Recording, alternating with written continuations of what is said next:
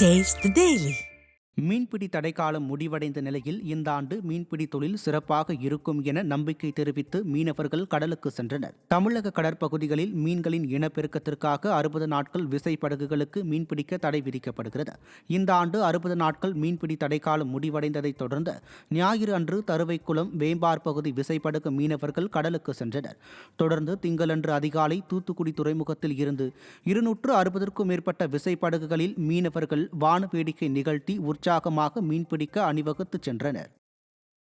மதுரை மாவட்டம் திருமங்கலம் அருகே 15 லட்சம் ரூபாய் மதிப்பிலான நலத்திட்ட பணியை முன்னாள் அமைச்சரும் அதிமுக சட்டமன்ற உறுப்பினருமான RB உதயகுமார் தொடங்கி வைத்தார். நடுவக்கோட்டை கிராம மக்களின் கோரிக்கையை ஏற்று ஊரில் உள்ள ஊரணியை சுற்றி 15 லட்சம் ரூபாய் மதிப்பீட்டில் சுவர் அமைப்பதற்கான பூமி பூஜையை முன்னாள் அமைச்சர் RB உதயகுமார் துவக்கி வைத்தார். இதையடுத்து அம்மா பேரவை மாவட்ட செயலாளர் தமிழழகன் ஏற்பாட்டில் பள்ளி மாணவ மாணவிகளுக்கு விளையாட்டு உபகரணங்களை முன்னாள் அமைச்சர் RB உதயகுமார் வழங்கினார்.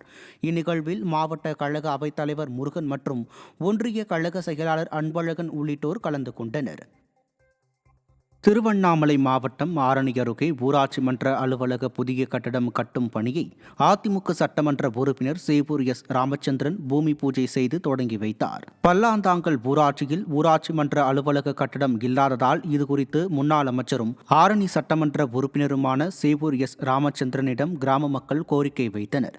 அதன் அடிப்படையில் அண்ணா கிராம மறுமலர்ச்சி திட்டத்தின் கீழ் 31,40,000 ரூபாய் மதிப்பீட்டில் ஊராட்சி மன்ற அலுவலக கட்டடம் கட்டப்பட உள்ளது. இதனை பூமி பூஜை செய்து தொடங்கி வைத்த சட்டமன்ற உறுப்பினர் சேவூர் S. ராமச்சந்திரன் பொதுமக்களுக்கு இனிப்புகள் வழங்கினார்.